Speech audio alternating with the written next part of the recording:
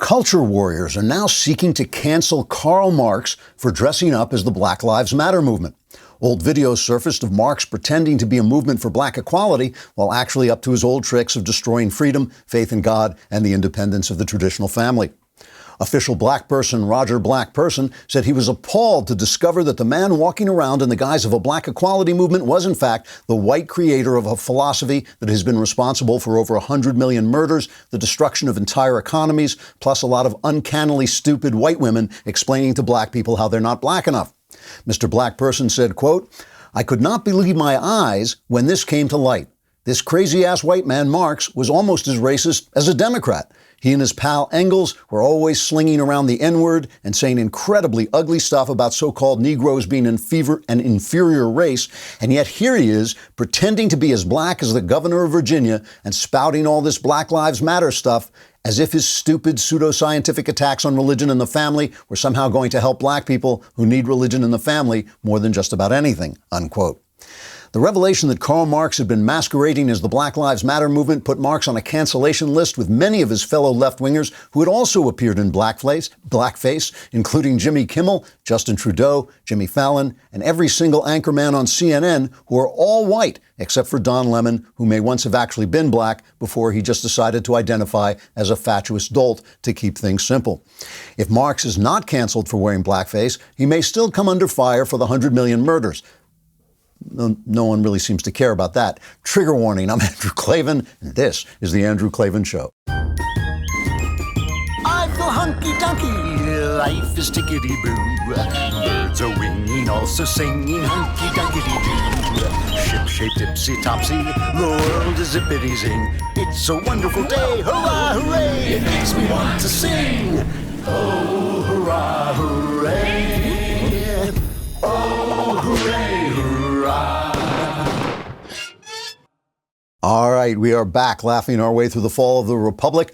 We're approaching 70,000 subscribers on YouTube. If you have not yet subscribed, really, you have no moral leg to stand on. Go on there, comment. If you comment, it helps the algorithm. I have no idea what that means, but just do it. Just put in comments, and we will read your comments if they're good. We've got one from Kyle Kringle, who I think is the second cousin to Chris. Kyle Kringle says, "I've started to play your episodes to my fiancée, and she has begun to recognize your voice. Last September, I finally got down on one knee and popped the most important question. How do you spell Klavan? If she didn't get that right, you know what to do. But apparently she did, since she's now your fiancée. So, as I've been saying, leftists see this as their time to make their move. While insisting the rest of us wear masks, they've dropped the mask, and they've revealed themselves as the oppressive anti-American and anti-freedom mob, which we always knew they were. News agencies openly peddle one set of values for Republicans and another for Democrats. Democrats openly support rioters and vandals, and social media has dropped even the charade of fair-mindedness in order to censor President Trump and his followers in hopes of scuttling the president's re-election.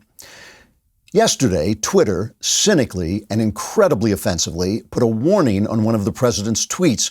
Trump had said he would stop the effort to form an autonomous zone in Washington, D.C., using force if necessary. Twitter put a warning on it, then lied and said the tweet constituted a threat of violence against a specific group, when actually it constituted a warning to lawbreakers. Twitter has to be destroyed. Twitter has to be destroyed. This little blue bird should be treated like a Thanksgiving turkey and have a fist shoved up its butt before it's set on fire and eaten. The argument that this is a private company with the right to censor whomever it pleases is absurd. Twitter, like other social media, was given the power to curate content as a special dispensation to help it grow. It's grown, now it needs to be crushed. Some people say, well, Twitter is not so bad because it's not as big as Google or Facebook, but that misses the point. No company should exist in this form at all. The size of it doesn't matter. If Congress had allowed Dr. Frankenstein to make a monster, you wouldn't argue that the monster was still small and had only murdered a little girl and a couple of Tyrolean peasants. No, you would say such a creature creature should not exist at all. A speech platform that can curate content without taking responsibility for that content is a creature that should not exist at all. Twitter, as well as Facebook and Google, should be broken up or hobbled by all means necessary and fast before they screw with the 2020 election, which is what they're trying to do, as I warned you they would. Social media is the way we speak to one another in the 21st century. Our right to speak freely comes from God on high. It's not to be taken away by anyone, private or public. The bluebird needs to be cooked. I can't believe I'm hearing people, conservative lawyers on Twitter saying, no, this is a private company. They have a right to silence. It's like they're insane. They are living in the 20th century, which has been over now for 20 years. It's time to get with the program. Ancestry DNA. It is a fun way to find out more about your history and about history in general. You may know a lot about the major events and battles of World War II, but there are a lot of stories you may not know. One of my favorites, of course, is the Tuskegee Airmen. I had one of the great Tuskegee Airmen on my show. These were black men who actually fought for this country, knowing its flaws, knowing its problems. They fought for it to make it a better country, and they did. You want to hear that kind of story. And in honor of the 75th anniversary of the end of World War II, Ancestry has just released a U.S. draft card collection from World War II. They've got over 36 million draft cards completed by fighting-age men in the United States across the country during that time, whether they ended up serving or not. There's a great chance that you could find your relatives in this collection, and it can help you learn more about what their lives were like. Uncover your ancestors' personal details in the World War II U.S. draft card collection from Ancestry DNA and discover your untold stories and more. Head to my URL at ancestry.com/Klavan to start discovering your story today. That's ancestry.com/Klavan. And of course, you'll have to know, how do you spell DNA? All right, that's a trick question. What you need to know is, how do you spell Klavan? There are no easy things. We have the mailbag coming up. All your problems will be solved, so enjoy them while you got them. That's what you will sound like when you are free at last, free at last. Talking about the way that the left is just trying to strangle all speech so only its narrative survives. I'm not kidding about Karl Marx. He was a flagrant racist. You remember we played this clip? Play the clip of, this is the co-founder of Black Lives Matter, Patrisse Cullors. Play that. We actually do have an ideological frame. Myself and Alicia in particular are trained organizers. We are trained Marxists. We are super versed on sort of ideological theories.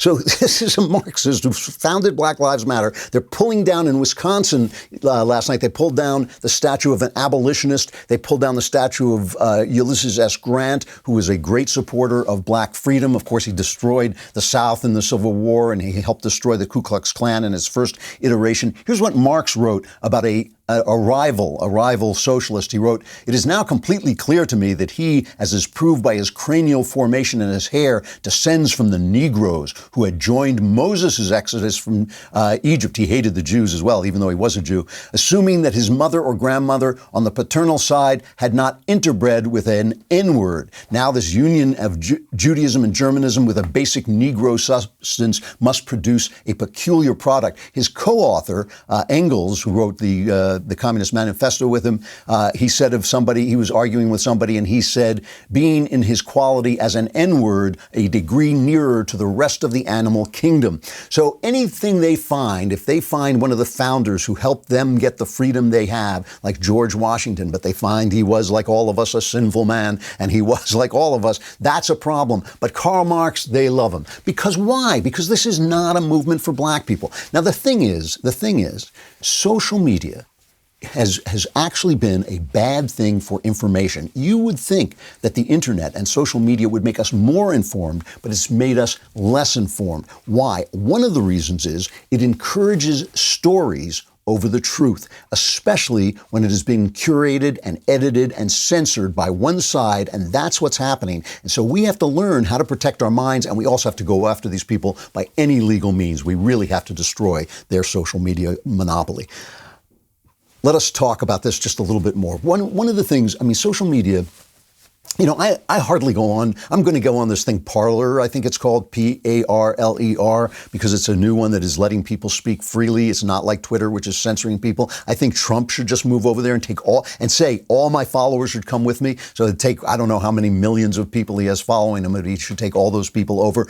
But also, there's got to be a legal remedy for this. I am sorry. I cannot believe the conservatives are twiddling their thumbs. So what does it do?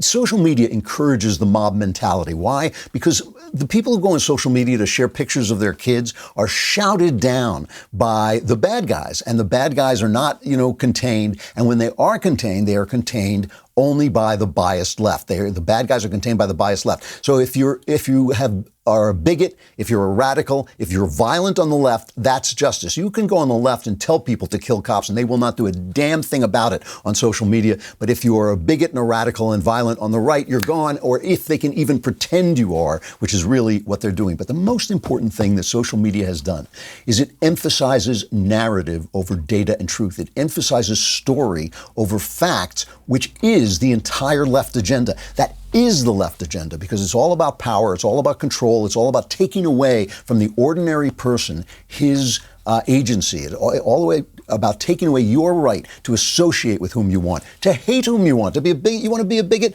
I think you're a jerk, but go ahead. You're free to do that. That is the left wing. They think that they are going to make paradise by squeezing you into their little paradise idea, their little tiny paradise idea, instead of letting human beings be human with all their flaws. This stupid story out of NASCAR. I have not been following this story. I mean, I've been following it, but I haven't been reporting on it. I'll tell you why in a minute. I'll tell you why I haven't been reporting on it.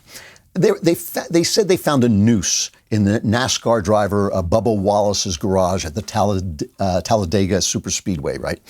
And Bubba Wallace, I think, is the only full-time black NASCAR driver. So let's see how CNN plays this thing. Let's play the CNN montage about this.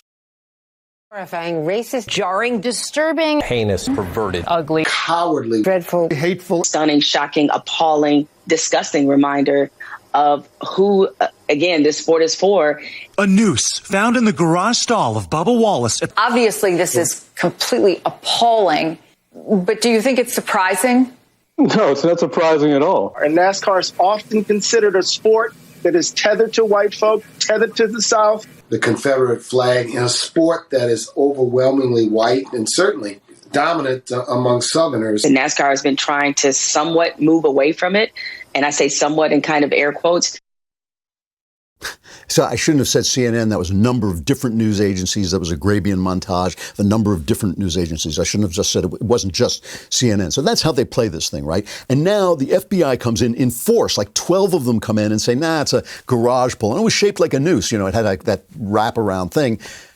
Although we don't know that's necessarily racist, but it was there for months and months. So it was there before Bubba was ever in this place. It had nothing to do with him, right?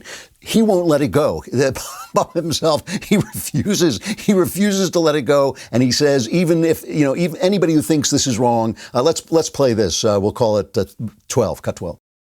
Oh no, I'm sorry, we don't, it's got to be 13.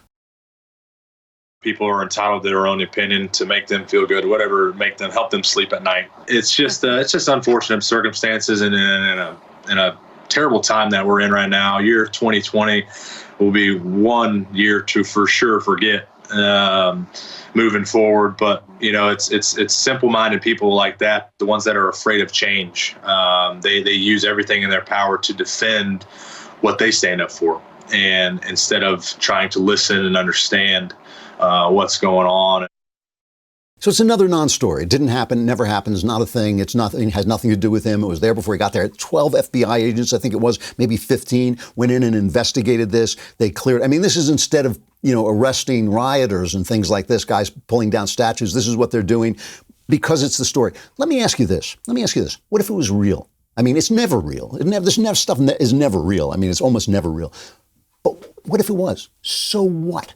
So what? So there's a racist. So somebody's a racist. It's a country of 300 million people. There's a lot of bad things in this country. There are people who want to sell your children the idea that they can change their sex. How crazy is that? So what? So there's a racist somewhere. You know, Tim Scott has put forward a bill in the Senate for police reform. And it's an intelligent bill, restrained bill, because the federal government does not run your local police force and shouldn't run your local police force. It should be tailored to your locality. So Scott has a bill about information sharing and all this, and the Democrats are shouting it down. They're trying to stall the bill. They're trying to stop the police reform because they think they're going to win the Senate, and maybe they will. They think they're going to win the Senate. They don't think they'll be penalized for doing this, even though everyone's calling for police reform. Tim Scott is getting racist death threats. He played them. At least the New York Times, a former newspaper, reported it, but he played the audio. He's getting racist death threats.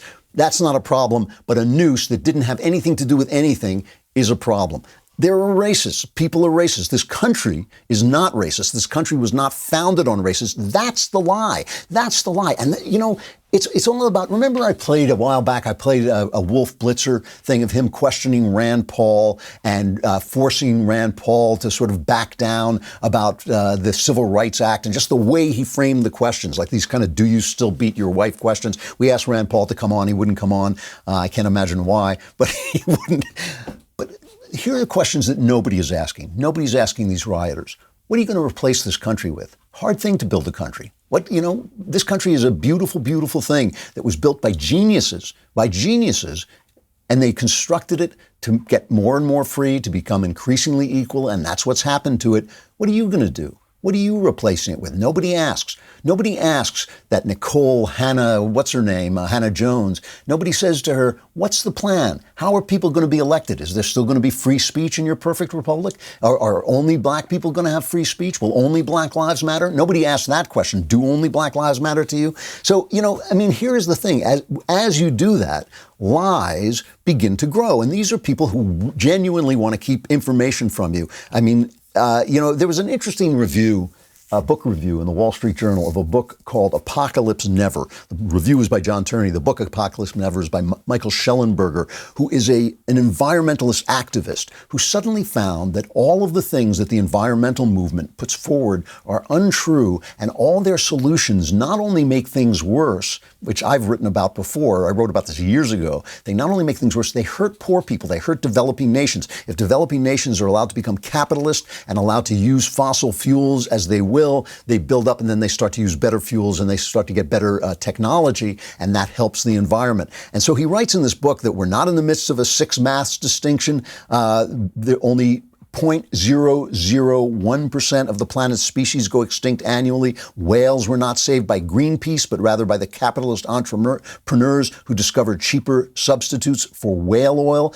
Plastics do not linger for thousands of years in the ocean. They're broken down by sunlight and other forces. Climate change has not caused an increase in the frequency or intensity of floods, droughts, hurricanes, and tornadoes. Did you know this stuff? I knew a lot of it, but I didn't know all of it. I thought the plastics thing was real. That is the power of narrative. That is the power that they are working to seize control of and to spread. And it is anti-fact, it's anti-data, it's anti-information. Donald Trump was speaking to Turning Point USA yesterday. Here is one thing he said. This is cut one of Trump. You're fighting against an oppressive left-wing ideology that is driven by hate and seeks to purge all dissent. And you understand that. Amazing at that age. You're young people generally, a couple of oldsters out there, friends of mine. The radical left demands absolute conformity from every professor, researcher, reporter, journalist, corporation, entertainer, politician, campus speaker, and private citizen. But we have Charlie, and we have our people, and our people are stronger. So Trump is telling these people they're fighting against an oppressive force. Who's telling the truth here? Trump is. Trump is telling the truth. All these people out there tearing things down, all these Democrats supporting those people who are tearing them down, they're lying and they're seizing the power to lie. Now, I've got a lot of problems with the right on this. I've got a lot of problems with conservatives. Why didn't conservatives build Twitter? Why don't conservatives build Facebook and Google? Why is it that it's always the left who has control of these major corporations? And why is it they can say, oh, we're against the corporations when they are the corporations? But the thing is, the right has got to fight back. They cannot stand by and let this happen. As you know, it's worse. It's worse than what the Russians did with the last election, because the Russians hate us, but the left wants to destroy us, and they want to destroy us from within, and that's even worse. All right, let us talk about honey. You know what I love about honey? It rhymes with free money. Now, a lot of things rhyme with free money, sunny, bunny, but honey will actually get you free money. Instead of going online and searching for coupons, spending all your time hand searching for coupons. Does anybody do that? Does anybody? No, because everybody has honey. You just get yourself honey and say, you know what I like about honey? It rhymes with free money, and it actually gives you free money. Imagine you're shopping on one of your favorite sites. I was on Amazon. I use honey on Amazon. You check out, the honey button just drops down. All you have to do is click apply coupons, wait a few seconds as honey scans its database of all the working coupons for that site, and watch the prices drop. Honey supports over 30,000 stores online, including Walmart, DoorDash, Newegg, Forever 21, a lot of them. And like I said, Amazon, that's probably the only place I actually shop. If you don't already have honey, you could be straight up missing out on free money. Notice the rhyme there, honey, free money. That's how you remember it. It's literally free and installs in just a few seconds. And by getting it, you'll be doing yourself a solid favor and supporting this podcast. Get honey for free at joinhoney.com/Andrew. That's honey.com/Andrew. Andrew also rhymes with free money. You just have to say it a little strangely. All right. So here's the thing, right? Social media emphasizes storytelling over truth, over facts. You could imagine a social media that would be full of facts. You could imagine a social media that would be spreading facts, but that's not what happens. It's like crap rises, crap rises, and that's what's happening on social media. But it's happening especially because of who they are and who is working for them and who they hire. We have not covered enough this Project Veritas thing. James O'Keefe, terrific, brave guy, a little bit crazy. You got to be a little bit crazy to do what James does, go undercover and stuff like this, constantly being in battles with the law who are trying to shut him down. But he does it. He is a brave guy. He's doing that thing I always talk about of actually doing what, saying the things you're supposed to say and going forward with it. And he went undercover and he got some people at Facebook to talk, and he has been getting undercover video and audio of the content moderators at Facebook, the people who actually go on and say, this is going to pass and this is not going to pass. And the thing about it is he also has a guy from Facebook who comes on and actually has his face on camera, and he says, they say, it's just an algorithm, but who makes the algorithm? People make the algorithm, and the people are making the algorithm to exclude Republicans and to help Democrats. And this is, all this stuff we had, all these lies we were told about Russia collusion, Russia is tampering with our elections. These guys are tampering with our elections, these Facebook content moderators. Here is one, a guy named Dustin Aldridge, who they went undercover, Project Veritas went undercover and got, this is cut 2, talking about how he determines what's hate speech on Facebook. You can blaspheme Jesus as much as you want on Facebook, but if you go against somebody that's wearing one of those Islamic hats and thinking that they're going to blow themselves up, well, that's hate speech. But if there's anything over here and in name of Christian, shares a Bible verse or just, says this, that may appear to go against homosexuality, well, that's hate speech. That's, this and that. That's not allowed. That's pretty amazing. And, you don't think it has an effect, but it does. I always tell you, it's not the one story that gets you. It's the cloud of unknowing that they're trying to create. And they are trying to create the cloud. That's religion. He's saying they censor anything about Jesus, but because that's anti-gay, but they won't censor anything about Islam because in the intersectional graph, when you put that in the Islam and the gays and when the power and you plug in, the funny thing about all this, going back to Marx, the racist Marx, the guy who thought black people were a lower race, going back to Marx, one of the things about Marx, if you read him, and I just reread him because I wanted to see, was I missing something? And no, he was a complete fraud. It was pseudoscience, just like Freudianism, pseudoscience. And the thing that he does is he applies numbers to things at random. He says this value is this and this value is that, and then he does mathematical things. It's all very scientific, except it's just completely random nonsense.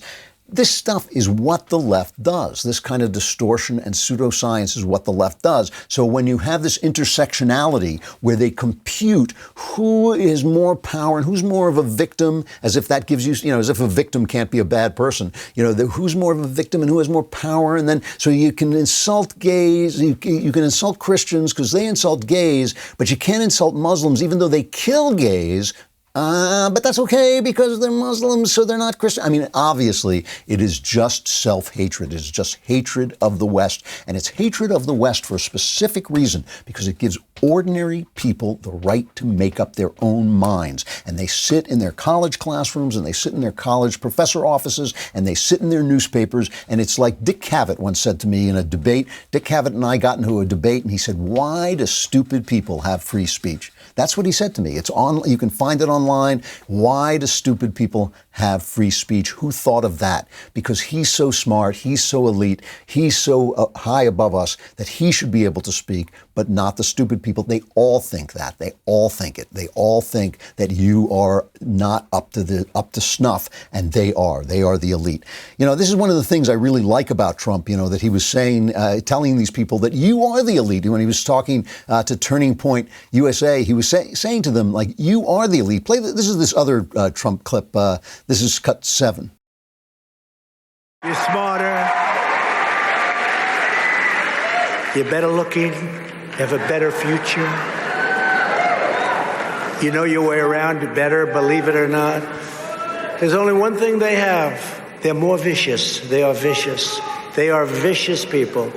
Anyone who dissents from their orthodoxy must be punished, canceled, or banished. That includes from television. You see it. But you will not be silenced. And the bottom line, I get interviewed by people, and I'm sitting the other day in the Oval Office, and I didn't like the tone. And I said, it's really nice because I'm here and you're not.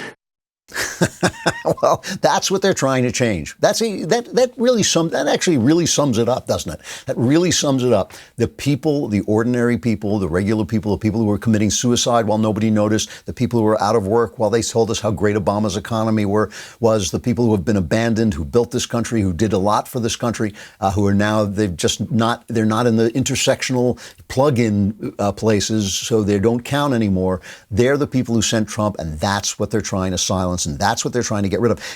As states reopen, obviously there's going to be this spike in the Chinese flu, and the media is trying to spin this, and they're trying to say, it's all about these evil conservatives reopening.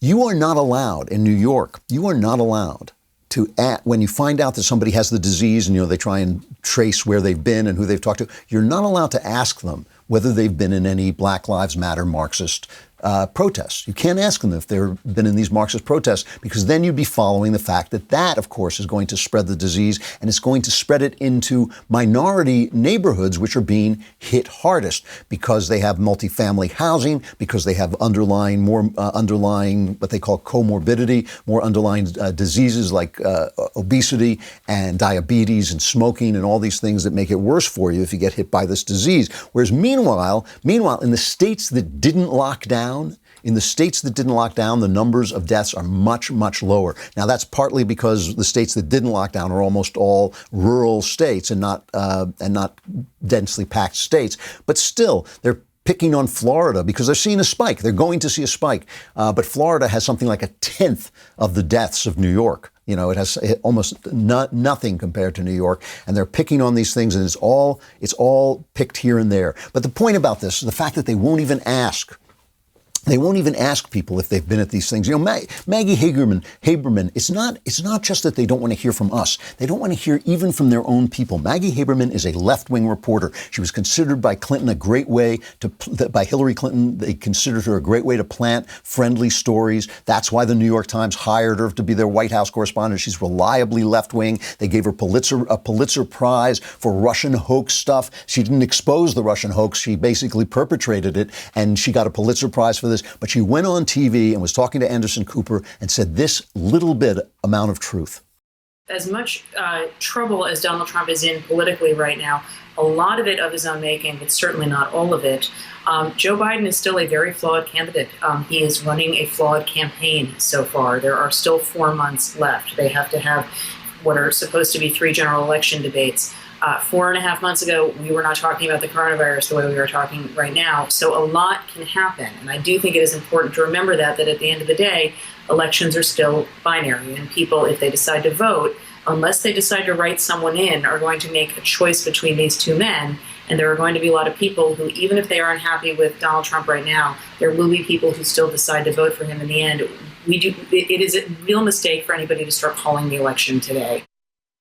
It's a mistake to start calling the election. Biden is a flawed candidate running a flawed campaign. Here was the reaction on Twitter.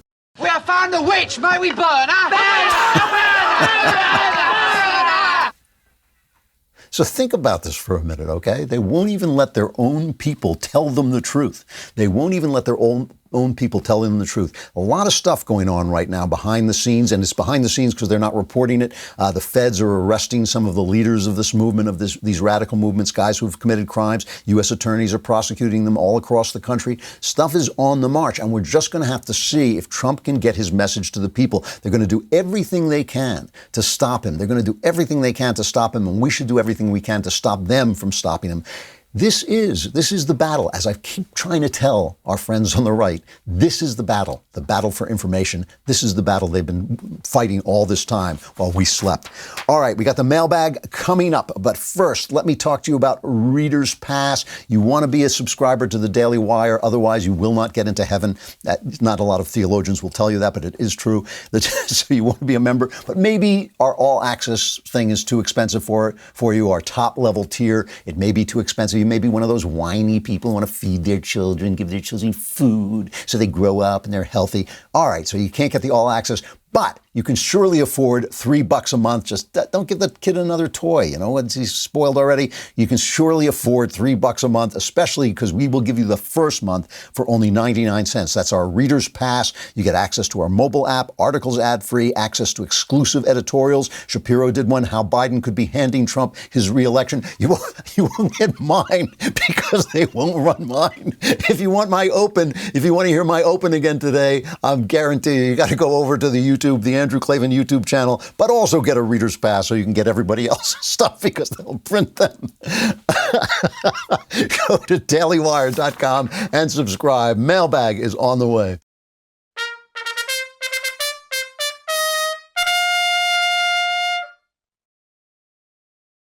All right, it's time for the mailbag. Oh, yes, wait a minute, Mr. Postman. Wait, hey, Mr. Postman. I love that song. That's a great song. We've been asking for video questions, and I don't want to privilege video questions over non-video questions, but we got one today that I just happen to love. This is from is Kyle. Have I got his name right? His name is Kyle. Yeah, play the video from Kyle. Hi, Andrew. This is Kyle Cushman calling from North Carolina in Chapel Hill. I just wanted to get your thoughts on this. So, if you don't support the Black Lives Matter movement, people, lefties and stuff will question you and press you on not supporting Black lives because you don't support Black Lives Matter. So, why don't we just call the conservative movement Don't Kill Puppies, and the Don't Kill Puppies agenda will be lower taxes, smaller government, defunding Planned Parenthood. In that way, if they don't support that, then, well, they obviously must want to kill puppies. So, just want to get your thoughts on that. Thanks. Kyle, that is genuinely funny. I have to tell you, if I had thought of that, I would have used it as an opening on my show. Don't Kill Puppies is the conservative movement. I think that's genuinely hilarious. So good. That's a good one. I like that. All right. From Michael, dear Slayer of Knowles and Prince of Daily Wire, how close do you think we are to civil war in America. I'm wondering on how long Americans will hold out with seeing the violence and the erasing of our history. Will we just stand back and watch our great country burn to the ground, or will we stand and fight and take back our culture and get Trump's butt into gear? Thanks. Love your show. Save the Klavan. We really must save the Klavan. I mean, what would we do without him at this point? I don't think we're there. I think this is a dangerous time. I think that's why I'm not as aggressive as, like go in there and send the army in and start shooting and all this stuff. I don't want to see Americans killed. A lot of these people are just troublemakers. A lot of these kids are so ignorant. They have been schooled in ignorance at our university. A lot of them are very, very neurotic, and they have real problems. We drug so many of our kids, and then they go to college and they go off the drugs, and their underlying problems aren't solved, and they start picking up this stuff and becoming hysterical about things that they don't know anything about. I mean, that's when you see all these white girls screaming at black cops. It's just amazing. They think that they are the purveyors of social justice. A lot of mental illness in this group, and I don't want to see people killed. But at some point, you're right. People will get fed up, and then the fighting will start, and it won't be pretty. So I don't think we're there. I think that my hope is, and my belief is, that this is a moment of madness brought on by the lockdown. I think the stuff that has been, people locked down, they probably watch more television, and television has been going out of their way to induce psychopathy in the public. They are going out of their way to gaslight people, to drive them crazy, to give them fear, to push fear. They've been doing all this stuff. So all this stuff is coming out. The political season hasn't even started yet. The only thing that's starting is summer. The political season really doesn't start until September. So, I would say hold on. There's going to be trouble. Trouble will come, but I do not think that this is a moment of civil war. Down the line, I can't promise you anything. Everything dies, and it dies violently, unfortunately. But that's down the line. Right this minute, I think this is a movement of madness. I think that when the Republicans, if Trump can lead, if Trump can get people behind him, if he can start to stir up not just his base, but the rest of the people who don't want this going on, the people who aren't going to tell the pollsters what they think, if he can do that, other people will follow. Other Republicans will find their spines. A lot of them have not been like Matt Gaetz and like Tom Cotton and Josh Hawley. They have not been like that. Some of them have just kept their heads down because they think Trump is going to be defeated, and they don't want to tie their career to him. But if Trump can get the people behind him, then the others will follow and will suddenly find their private parts and get in there. So I don't know. I'm hopeful still. I know this is a bad time. I'm not pretending it's not, but I'm hopeful that America goes through these things. It really does. When you look at history, this is not anomalous. I mean, America is a revolutionary country. It has elements of revolution. The real revolution is the revolution of freedom. That's the only new idea in politics. But it also allows these other revolutionary types to go forward. They've infiltrated our media. They've infiltrated our academy. They've infiltrated our entertainment industry while the right sat there twiddling its thumbs and investing all its money in the next congressional race in Ohio. And so we are now reaping that whirlwind. We let them sow the wind. We're now reaping that whirlwind. But there's a lot of ruin in the nation. No one has answered the question of what they plan to replace this great nation with. They can't answer that question. Nancy Pelosi is cheering violent people on. The Democrats are cheering violent people on. After a while, some people are going to say, you know what, this is ridiculous. And Joe Biden is a wooden dummy. He's not an actual human being anymore. And so he's really not a very good candidate. So we'll see. We'll see. I mean, when they're shouting Maggie Haberman down because she says this is a flawed candidate, when a flawed candidate is the kindest thing you could say about Joe Biden, they are really not facing reality. Reality does have a voice. So I'm in no way in despair, but it is ugly. It's ugly what they're doing. They've planned for it. They think this is their moment. They are seizing the day, and they're being helped by Twitter, and they're being helped by NBC News, and they're being helped by CNN, and they're being helped by the Democrat Party. Let's see if the people go along. I don't think they will. From William, Dear Supreme Overlord of the known and unknown universe, I have been listening to the podcast of your son, Klavan the Lesser, Young Heretics, in the first episode. We're gonna have Spencer come on next week and talk about the fall of the Roman Republic, because he and I have been discussing that behind the scenes, and he has a lot of interesting things to say. But he says in the first episode, Spencer said he's going to focus on the merits of Western literature classics without getting bogged down by the culture wars. Can you still ground him?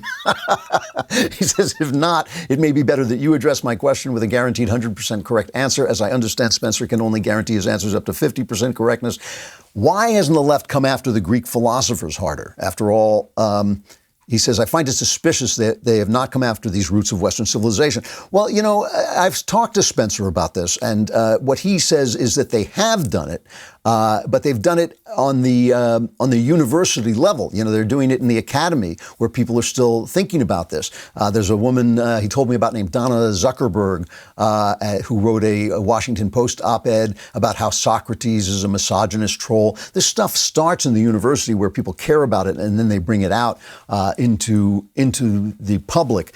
So they are doing it. It's just that most people aren't thinking about it, so they start at the intellectual level. I keep telling people this stuff trickles down from, ideas trickle down from the intellectual top. And people get angry when I say that. They think, no, we're going to do it out on the streets. But no, these ideas do come down and infect people. And if we don't have professors, if we don't have universities, if we don't have thinkers and conversations about the things that matter, they will, and they will get them into the New York Times, which is their organ, and they will spread this stuff. So it is actually happening, and you should be listening to Spencer's podcast, The Young Heretics, to find out more about these things. From Zach, dear ruler of the multiverse, I have never been a confident person. I'm regularly told by coworkers and my friends that I need to have some sort of confidence in myself. I also hear women go for that sort of thing. I feel like there's a mental block that doesn't allow me to believe in myself, and was hoping you had some words of wisdom. Thanks very much, and save the Klavan. All right, so you lack confidence. There are two ways to attack this problem, from within and from without, okay? Let's talk first about without. The way to attack the problem from without is to do things that give you confidence. Martial arts, great thing to do. Take karate, go out and get your black belt, learn to do that stuff. Do public speaking, that will increase your confidence. There's that Toastmasters organization that, I've mentioned it before, but a lot of people really like it. It teaches you how to go up in front of a crowd. Public speaking is apparently something people fear more than death. They feel, when they have a list, I fear public speaking, and then I fear death. So people really fear that. So do the stuff that frightens you. Learn to do it. Go to people to teach you to do it. A martial art is great. You will walk different. You will feel different about yourself. You will have a different attitude toward the world. That is the way to do it from the outside, and I highly recommend doing that. It's also a good thing, I think, to do things from the inside as well. And you might need a therapist for that, but you might want to sit down at least and ask yourself, what happened in your childhood? I don't want to offend you, but I would bet money that you're a child of divorce. But what happened in your childhood that has given you this sense that you are not worthy of being confident? That's something a therapist can help you with. So something people can talk to you about. Maybe a group can help you with. So it's a really good thing. I mean, it's worth getting rid of, not just to attract women, but to live life. To feel good about yourself. There's something wrong with somebody, a young person not feeling at least a certain measure of confidence, along with all the insecurities that everybody has. But so attack it from without, attack it from within, but do it. Do it. It doesn't help to think about it. You got to go and do it. It's amazing what can be accomplished on things like this. This is not an insolvable problem. This is a problem you can solve if you solve it, if you go out and do it. From Wes, as conservatives, we don't have the luxury of only consuming entertainment from the right. I'm curious about your thought process for when and how you can separate art from artist or performance from performer, and at what point do you decide that you should no longer consume their product? It's easy to ignore the leftist SJW drivel from folks like Taylor Swift or Spike Lee, but what about things like sports, where the on-field activity is inherently apolitical, but the off-field activism by athletes is almost universally antithetical to conservative values? Okay, this is a really good question. I mean, what if somebody created a beautiful, beautiful work of art, let's say in the Renaissance, Caravaggio? Turns out Caravaggio was a pretty bad guy. I mean, he was kind of a thug in a lot of ways, but he was an absolute spectacular artist. Can you enjoy it? My belief is yes, you can. The art is separate from the person. But I don't think you have to subsidize artists who are openly selling leftist ideas, which is why if a NFL player in his spare time on Facebook or wherever he wants to say what he says feels America is a bad country, then I can make fun of him as an idiot. But if he goes on field and kneels when the flag is there, I will stop watching the NFL. I'll never watch it again if that happens. I'll never. And until they stop, I will never do it. I mean, I will never go to a game. I won't go to the Super Bowl. I won't watch the Super Bowl. It's over with the NFL because they are using their platform to sell that idea. A work of art can exist separately. A work of athleticism can exist separately, but it has to exist separately. So when Spike Lee sells me his stupid racist philosophy in his movies, it ruins his movies for me. I'm not going to boycott Spike Lee because I want to hear what he has to say. But if that's all his movies become, I will stop watching. I'm not against leftist art, by the way. I'm for leftist art. I'm just against the fact that there's no right-wing art. I'm against the blacklisting. I'm against the fact that they make it impossible. I'm against the fact that they cancel people who won't say what they want them to say. That's the problem. The problem is not that they're left-wing artists. The problem is that they stop right-wing people from doing art. And when that happens, then you are within your rights to blacklist them. But I think the thing about the NFL specifically is it's using their authority as players to spread an anti-American message, and it is anti-American, and it should be shut down and it should be boycotted. That is, they should be punished for doing that, right? I know their actual acts of athleticism aren't political, but they have made them a vehicle for anti-American political message. You want to go out and do that in your spare time? You want to go out and say, I'm Colin Capperface and I hate America, and do that on your spare time? I may change teams, but I'd still watch the NFL. If you then let that guy in, if the NFL shows common cause with him, I'm done with them. So again, with the arts, I'm happy to hear from different people, but I want to hear from different kinds of people, not just from one side. And again, if they are dead, if the person is dead, then his sins have died with him, and if his art doesn't sell the ugly things that he was saying, I don't see why I should worry about it. So that's my attitude. I'm pretty open-minded. I want to enjoy the sports or the art, no matter who the person is. But if they pollute the actual work with themselves, then they've got a problem as far as I'm concerned. I have to stop there, unfortunately. We'll be back again tomorrow, and my All Access show will be tomorrow evening, so this would be a good time to subscribe at the All Access level if you can. And I will talk to you then. Go over and subscribe to the Andrew Klavan YouTube channel. I'm Andrew Klavan. This is The Andrew Klavan Show.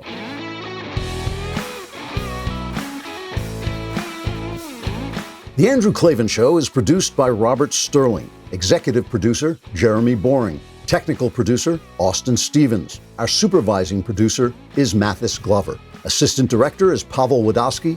Edited by Adam Sayevitz. Audio mixed by Robin Fenderson. Hair and makeup, or head and makeup, by Nika Geneva. Animations are by Cynthia Angulo. Production assistants, McKenna Waters and Ryan Love. The Andrew Klavan Show is a Daily Wire production. Copyright Daily Wire, 2020. You know, the Matt Walsh Show, it's not just another show about politics. I think there are enough of those already out there. We talk about culture because culture drives politics and it drives everything else. So my main focuses are life, family, faith. Those are fundamental, and that's what this show is about. I hope you'll give it a listen.